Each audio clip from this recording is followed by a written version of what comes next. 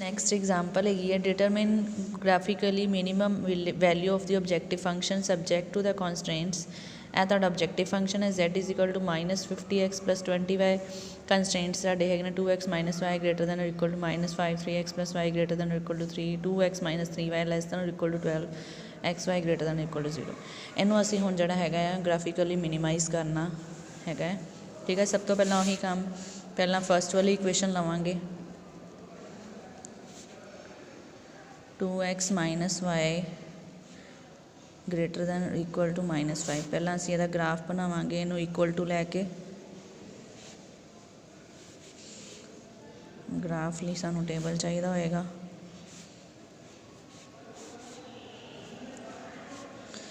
x 0 ਪੁੱਟ ਕਰੋਗੇ y ਕਿੰਨਾ ਆਏਗਾ 5, y 0 ਪੁੱਟ ਕਰੋਗੇ x ਕਿੰਨਾ ਆਏਗਾ -2.5। ਠੀਕ ਹੈ, ਇਹਦੇ ਨਾਲ ਦੀ ਨਾਲ ਅਸੀਂ ਗ੍ਰਾਫ ਵੀ ਬਣਾਈ ਜਾਵਾਂਗੇ।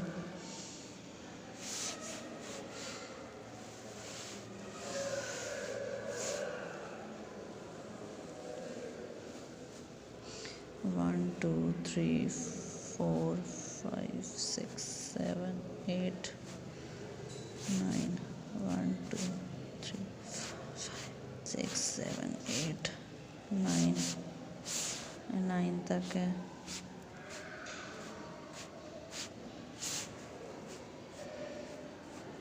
पेपर ਦੇ ਵਿੱਚ ਤੁਹਾਨੂੰ ਗ੍ਰਾਫ ਪੇਪਰ ਮਿਲਣਗੇ, ਸੋ ਉਹਦੇ ਨਾਲ ਇਕੁਅਲ ਡਿਸਟੈਂਸ ਤੇ ਬਣ ਹੀ ਜਾਣਾ। ਠੀਕ ਹੈ, ਸੋ ਇੱਧਰ x 0 ਤੇ y 5, x 0 ਤੇ y 5 ਕਿੱਥੇ ਹੋਏਗਾ, ਇੱਧਰ ਹੋਏਗਾ। y 0 ਤੇ x -2.5, -2.5 ਤੇ ਇੱਧਰ ਆਏਗਾ 1 2 3, ਇਹਦੇ ਵਿਚਕਾਰ ਆਏਗਾ। ਠੀਕ ਹੈ, ਸੋ ਇਹ ਲਾਈਨ ਇਸ ਤਰ੍ਹਾਂ ਡਰੋ ਕਰ ਦਾਂਗੇ ਅਸੀਂ।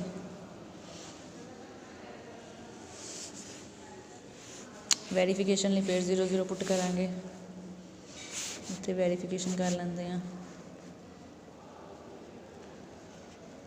0 0 ਪੁੱਟ ਕੀਤਾ, 0 greater than equal to -5 true ਹੈਗਾ। ਠੀਕ ਹੈ, ਇਹਦਾ ਮਤਲਬ ਇੱਧਰ ਵਾਲਾ ਰੀਜ਼ਨ ਜਿਹੜਾ ਸ਼ੇਡ ਹੋਏਗਾ, ਇੱਧਰ ਅਸੀਂ ਮਾੜਾ ਜਿਹਾ ਨਿਸ਼ਾਨ ਲਗਾ ਲੈਂਦੇ। ਠੀਕ ਹੈ, ਸੈਕਿੰਡ ਇਕੁਏਸ਼ਨ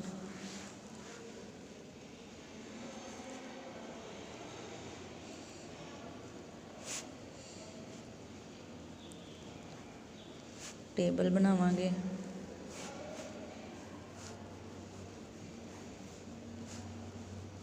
x 0 ਤੇ y 3 ਆ ਗਿਆ, y 0 ਤੇ x 1 ਆ ਗਿਆ, x 0 ਤੇ y 3 ਇਹ ਹੋਏਗਾ, y 0 ਤੇ x 1 ਇਹ ਹੋਏਗਾ। ਸੋ ਇਹ ਸਾਡੀ ਸੈਕਿੰਡ ਲਾਈਨ ਹੋ ਗਈ, ਇਹ ਸਾਡੀ ਫਸਟ ਲਾਈਨ ਹੋ ਗਈ। ਠੀਕ ਹੈ, ਇਹਦੀ ਵੈਰੀਫਿਕੇਸ਼ਨ ਕੀ ਆਏਗੀ, ਇੱਧਰ ਹੈ ਨਾ 0 0 ਪੁੱਟ ਕਰਕੇ ਦੇਖ ਲਓ। 0 0 ਗ੍ਰੇਟਰ ਦੈਨ 3, ਇਹ ਫੋਲਸ ਹੈ, ਇਹ ਫੋਲਸ ਆ ਗਿਆ ਨਾ। ਸੋ ਇਸ ਕਰਕੇ ਇਹ ਇੱਧਰਲੀ ਸਾਈਡ ਸ਼ੇਡ ਹੋਏਗਾ। ਹਾਲੇ ਤੱਕ ਕਾਮਨ ਰੀਜ਼ਨ ਇਹ ਵਾਲਾ ਆ ਗਿਆ, ਇੱਧਰਲੀ ਸਾਈਡ ਸ਼ੇਡ ਹੋਏਗਾ। ਹਾਲੇ ਤੱਕ ਕਾਮਨ ਰੀਜ਼ਨ ਇਹ ਵਾਲਾ ਆਇਆ। ਠੀਕ ਹੈ, ਇੱਧਰ ਵਾਲਾ, ਅਤੇ ਇਹ ਅਨਬਾਊਂਡਡ ਹੀ ਆ ਰਿਹਾ। ਠੀਕ ਹੈ, ਸੋ ਥਰਡ ਇਕੁਏਸ਼ਨ ਲਵਾਂਗੇ ਅਸੀਂ, step 3 2x - 3y less than or equal to 12। ਹੁਣ ਅਸੀਂ ਲਿਖ ਲਾਂਗੇ ਇਜ਼ ਇਕੁਅਲ ਟੂ 12।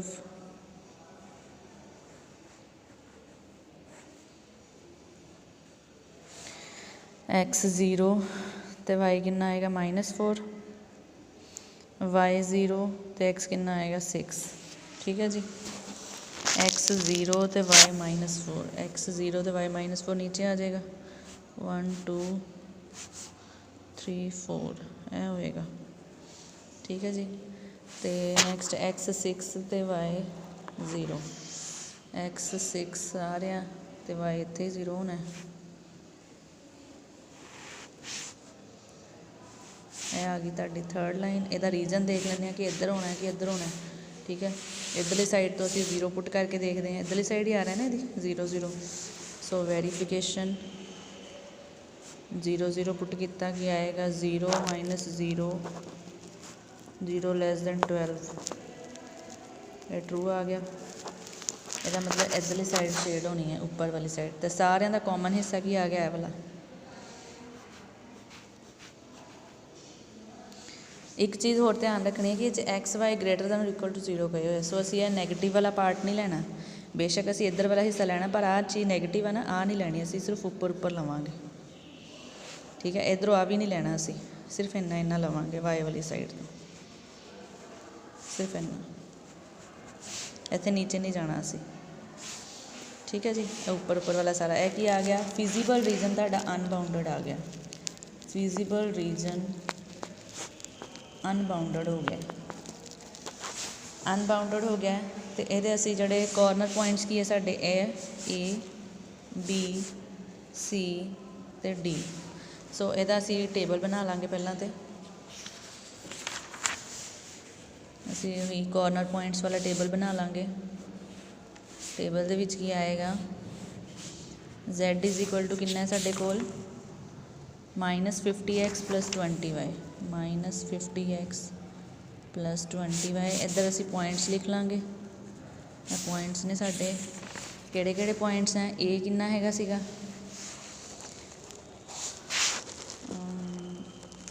0,5 ਹੈ। A 0,5 ਹੈ। ਅਤੇ ਨਾਲ ਤੁਸੀਂ ਆਪਣੇ ਪੁਆਇੰਟਸ ਵੀ ਲਿਖ ਸਕਦੇ ਹੋ ਜੇ ਤੁਹਾਨੂੰ ਬਾਅਦ 'ਚ ਮੁਸ਼ਕਿਲ ਆਉਂਦੀ ਹੈ। ਅਤੇ ਇੱਥੇ ਅਸੀਂ 0,5 ਲਿਖ ਲਿਆ। B ਪੁਆਇੰਟ ਕਿਹੜਾ ਹੈਗਾ, ਇਹ ਹੈਗਾ 0,3। ਠੀਕ ਹੈ, ਇੱਧਰੋਂ 0,3 ਹੈ। ਸੋ ਇਹ ਆ ਜਾਏਗਾ 0,3, ਦੋਨੋਂ ਵਾਈ ਐਕਸਿਸ ਦੇ ਉੱਪਰ ਹੀ ਹੈ ਨਾ। ਹੁਣ ਇਹ ਵਾਲਾ ਪੁਆਇੰਟ ਕਿਹੜਾ ਆਏਗਾ, ਇਹ 1,0 ਹੈ। ਠੀਕ ਹੈ, x 1 ਅਤੇ y 0, 1 0। ਅਤੇ ਇਹ ਵਾਲਾ ਪੁਆਇੰਟ ਕਿਹੜਾ ਹੈ, ਇਹ 6 0 ਹੈ, x 6 ਅਤੇ y 0। ਸੋ ਇਹਨਾਂ 'ਤੇ ਅਸੀਂ z ਦੀ ਵੈਲਿਊ ਕੱਢ ਲੈਂਦੇ ਹਾਂ। ਇਹ 0 ਪੁੱਟ ਕੀਤਾ, 0 20 × 500, ਇਹ 0 20 × 360, ਇਹ -50 ਹੋ ਜਾਏਗਾ। ਅਤੇ ਇਹ 6 ਨੂੰ ਪੁੱਟ ਕੀਤਾ ਇੱਥੇ, ਅਤੇ -300 ਆ ਜਾਏਗਾ। ਫੰਕਸ਼ਨ ਅਸੀਂ ਕੀ ਕਰਨਾ ਸੀਗਾ, ਮਿਨੀਮਾਈਜ਼ ਕਰਨਾ ਸੀਗਾ। ਠੀਕ ਹੈ, ਮਿਨੀਮਾਈਜ਼ ਕਰਨਾ ਸੀਗਾ। ਸਭ ਤੋਂ ਮਿਨੀਮਮ ਵੈਲਿਊ ਤਾਂ ਆਹੀ ਆਈ ਫਿਰ। ਠੀਕ ਹੈ, ਇਹ ਸਾਡੀ ਸਭ ਤੋਂ ਮਿਨੀਮਮ ਵੈਲਿਊ ਹੈ। ਬਟ ਬਿਕੋਜ਼ ਇਹ ਰੀਜਨ ਅਨਬਾਊਂਡਡ ਹੈਗਾ, ਇਸ ਕਰਕੇ ਅਸੀਂ ਇਹ ਜਿਹੜਾ -300 ਹੈ ਇਹਨੂੰ ਅਸੀਂ ਮਿਨੀਮਮ ਵੈਲਿਊ ਨਹੀਂ ਕਹਿ ਸਕਦੇ। ਬਿਕੋਜ਼ ਇਹਦੇ ਲਈ ਸਾਡੇ ਕੋਲ ਥਿਊਰਮ ਹੈ। ਇਹ ਦੇਖੋ ਸਾਡੇ ਕੋਲ ਥਿਊਰਮ ਹੈ, if R is unbounded then maximum or minimum value may not exist. ਹੋ ਸਕਦਾ ਮੈਕਸੀਮਮ ਅਤੇ ਮਿਨੀਮਮ ਵੈਲਿਊ ਐਗਜ਼ਿਸਟ ਕਰਨ, ਹੋ ਸਕਦਾ ਨਾ ਕਰਨ। ਠੀਕ ਹੈ, ਅਗਰ ਅਨਬਾਊਂਡਡ ਆ ਜਾਂਦਾ, ਸਾਨੂੰ ਪਹਿਲਾਂ ਆਹ 2 ਕੰਡੀਸ਼ਨਸ ਚੈੱਕ ਕਰਨੀਆਂ ਪੈਣਗੀਆਂ। ਅਸੀਂ ਮੈਕਸੀਮਮ ਲਈ ਸਾਡਾ ਫੰਕਸ਼ਨ ਮਿਨੀਮਮ ਕਰਨਾ ਹੈ ਨਾ, ਅਸੀਂ ਮਿਨੀਮਮ ਲਈ ਲਵਾਂਗੇ। If small m is the minimum value of z, if open half plane determined by ax plus by less than m has no point common with feasible region, otherwise z has no minimum value। ਅਸੀਂ ਇੱਕ ਹੋਰ line ਡਰੋ ਕਰਾਂਗੇ, ਉਹਦਾ ਅਸੀਂ reason ਦੇਖਾਂਗੇ ਕਿ ਸਾਡੇ ਫਿਜ਼ੀਬਲ ਰੀਜਨ ਨਾਲ ਕਾਮਨ ਆ ਰਿਹਾ ਕਿ ਨਹੀਂ ਆ ਰਿਹਾ। ਜੇ ਇਹਦਾ ਨਹੀਂ ਕਾਮਨ ਆ ਰਿਹਾ, ਫਿਰ ਤੁਹਾਡੀ ਉਹ ਮਿਨੀਮਮ ਵੈਲਿਊ ਹੈਗੀ ਹੈ ਜਿਹੜੀ -300 ਸੀਗੀ ਨਾ, ਫਿਰ ਉਹ ਸਾਡੀ ਮਿਨੀਮਮ ਵੈਲਿਊ ਹੋਏਗੀ। ਅਤੇ ਜੇ ਕਾਮਨ ਪੁਆਇੰਟ ਆ ਗਏ, ਫਿਰ ਉਹਦੀ ਕੋਈ ਮਿਨੀਮਮ ਵੈਲਿਊ ਨਹੀਂ ਹੈ, ਮਤਲਬ ਪੁਆਇੰਟ ਕਾਮਨ ਨਹੀਂ ਆਉਣੇ ਚਾਹੀਦੇ। ਠੀਕ ਹੈ, ਮੁੱਕਦੀ ਗੱਲ ਅਸੀਂ ਕਰਨਾ ਕੀ ਹੈ, ਇਹ ਜਿਹੜਾ ਓਬਜੈਕਟਿਵ ਫੰਕਸ਼ਨ ਸੀਗਾ, ਇਹਨੂੰ ਅਸੀਂ ਇੱਕ ਹੋਰ ਸਟੈਪ ਬਣਾਉਣਾ ਪੈਣਾ। Step 4, -50x + 20y, minimum value ਕਿੰਨੀ ਸੀ, -300, ਲੈਸ ਦੈਨ -300 ਪਾ ਲਓ ਇਹਨੂੰ। ਮਿਨੀਮਮ ਵਾਸਤੇ ਅਸੀਂ ਲੈਸ ਦੈਨ ਦਾ ਸਾਈਨ ਪਾਵਾਂਗੇ। ਠੀਕ ਹੈ, ਮੈਕਸੀਮਮ ਵਾਸਤੇ ਅਸੀਂ ਗ੍ਰੇਟਰ ਦੈਨ ਦਾ ਸਾਈਨ ਪਾਵਾਂਗੇ। ਠੀਕ ਹੈ, ਹੁਣ ਇਹਨੂੰ ਅਸੀਂ ਸੋਲਵ ਕਰ ਲਈਏ। 10 ਸਾਰੀ ਦੋਨੋਂ ਸਾਈਡਸ ਤੋਂ ਕੱਟਿਆ ਜਾਣਾ। ਇਹਨੂੰ ਫਿਰ ਉਹੀ ਇਕੁਅਲ ਟੂ ਕਰਕੇ ਅਤੇ ਟੇਬਲ ਬਣਾ ਲਾਂਗੇ।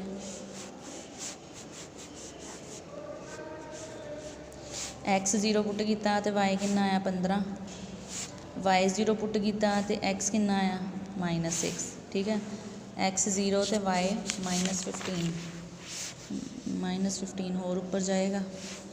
10 11 12 13 14 15, x 0 ਅਤੇ y 15, ਇਹ ਆ ਗਿਆ ਤੁਹਾਡਾ 0 ਅਤੇ 15। ਨੈਕਸਟ ਪੁਆਇੰਟ ਹੈ -6 ਅਤੇ 0, x -6 ਇੱਧਰ ਆਏਗਾ -4 -5 -6 ਇਹ ਇੱਧਰ ਆਏਗਾ।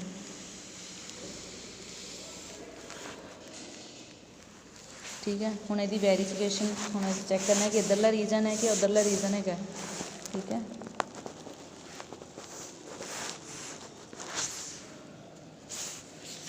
हुण 0 0 पुट करांगे वेरीफिकेशन लई।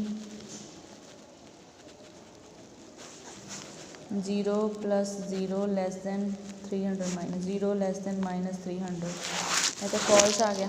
0 थोड़ी लैस होंदी है, 0 तो वड्डी होंदी है नैगेटिव नंबर्स तो। फॉल्स आ गया, असी इधरली साइड तो लिया सीगा, दैट मीनस इसका रीजन किधर नूं आना है, ऊपर नूं आना है।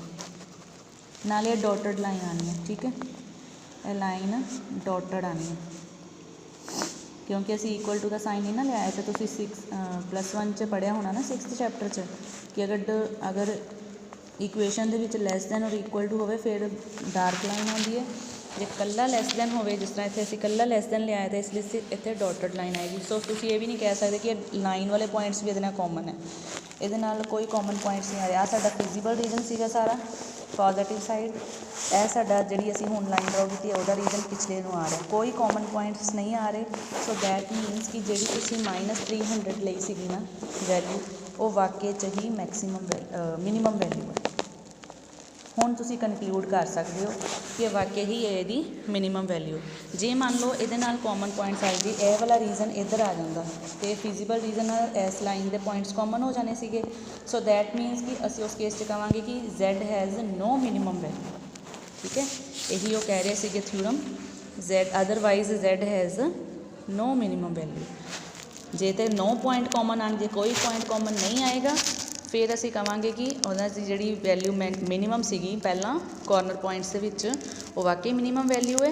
तो जे उन्होंने पॉइंट्स कॉमन आ गए फिर असी कहांगे कि वो मिनीमम वैल्यू नहीं हैगी। तो अदरवाइज भी Z has no minimum value, फिर उहदी मिनीमम वैल्यू वाकई कोई भी नहीं होनी। ठीक है जी, सो क्लीयर है सब नूं। सो नाउ यह तुहाडी मिनीमम वैल्यू आ गई है क्योंकि पॉइंट कोई कॉमन नहीं। जो पॉइंट कॉमन आ जाते फिर ये मिनीमम वैल्यू नहीं होनी सीगी, तो इस तो इलावा कोई होर भी नहीं होनी सीगी। मुक्कदी गल ये है। ठीक है, इस तो इलावा कोई होर भी नहीं होनी सीगी। सिमिलरली जे असी मैक्सीमम फाइंड करना होंदा, इत्थे असी ग्रेटर दैन दा साइन पा लेना सीगा, फिर असी चैक करना सीगा इधरों असी मैक्सीमम वैल्यू 100 लैनी सीगी। ठीक है, मैक्सीमम वैल्यू 100 लैके इत्थे ग्रेटर दैन दा साइन पा के फिर वही सारा टेबल बना के वेरीफिकेशन करके चैक करना सीगा कि ये कोई पॉइंट कॉमन तो नहीं आ रहे। जो कॉमन आ रहे हैं फिर वो मैक्सीमम वैल्यू कोई नहीं हैगी, जे नहीं आ रहे जिदा हुण ये नहीं आ रहे तो फिर यदा मतलब जी 100 आ वो मैक्सीमम वैल्यू होएगी। ठीक है जी, सो ये बाउंडड तो अनबाउंडड का जोड़ा पार्ट है वो भी क्लीयर हो गया है। ठीक है, कि जे तुहानूं इस तरह के सम आ जाए बाउंडड अनबाउंडड रीजन वाले तो उन्होंने तुसीं किवें सॉल्व कर सकते हो। ठीक है बच्चे।